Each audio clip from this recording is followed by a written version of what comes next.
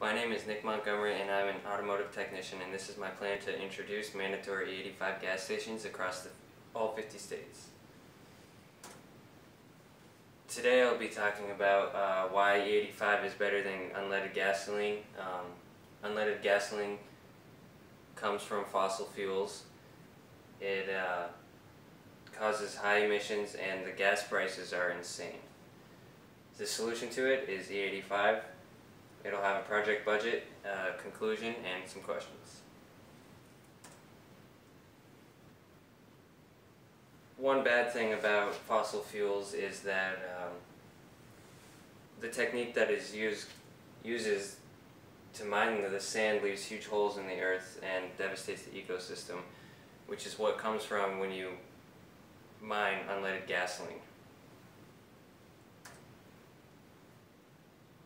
Nationwide, 2/3 of the carbon monoxide emissions come from transportation sources, with the largest contribution coming from highway motor vehicles. And this is emissions that are caused from unleaded gasoline, while E85 is significantly better.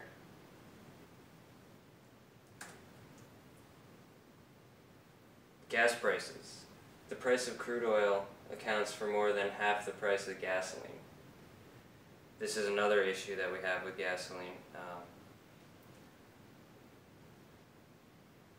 It's what drives the price up so high, because every time we're constantly mining for it, it raises the price of the crude oil per barrel and raises the gas prices.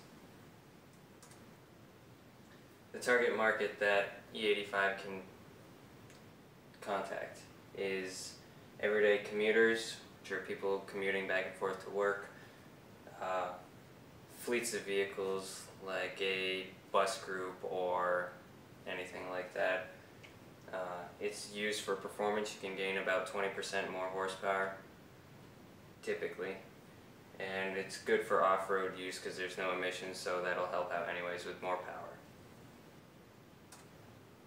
Solution to gas, unleaded gasoline, would be E85. It's environmentally safe because it can be grown right here in the U.S. It creates jobs from where it's grown in the U.S., allowing more people to work. It's a renewable energy source because we can just keep making it, because essentially it comes from corn or grains.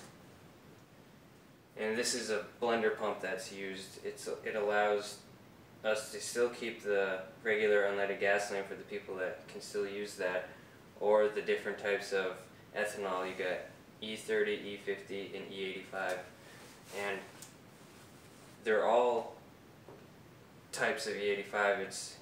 The number stands for how much ethanol per gallon of fuel there is, so it's 30%, 50%, or 85%. And you can't have full 100% because it's just too corrosive and all that, but it works out.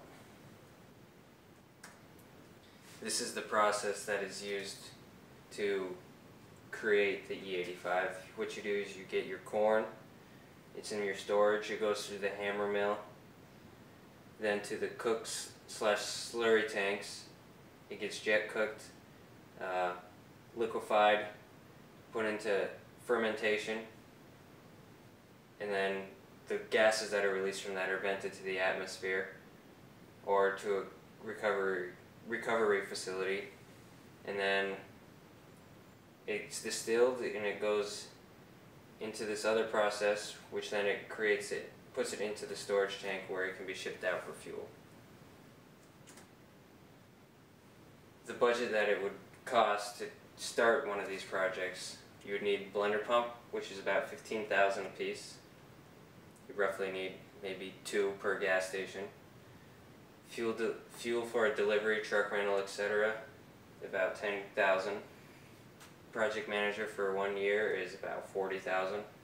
Researchers, $7,000. Training staff is $2,000, and the total comes to $74,000. Conclusion: it's environmentally friendly, which is a plus nowadays. Everybody likes that. Renewable energy source. Again, you can make it here right in the U.S. You don't have to mine it or anything, just grow it like we do every day. made in the USA. It's cheaper, it's about $1 cheaper per gallon, but it doesn't get you as far, which is the only deal. But it works out to be better. And it causes way less emissions coming out of the tailpipe, which they would be perfect for California or anywhere that has a concentrated area. Less smog, things like that. And any questions?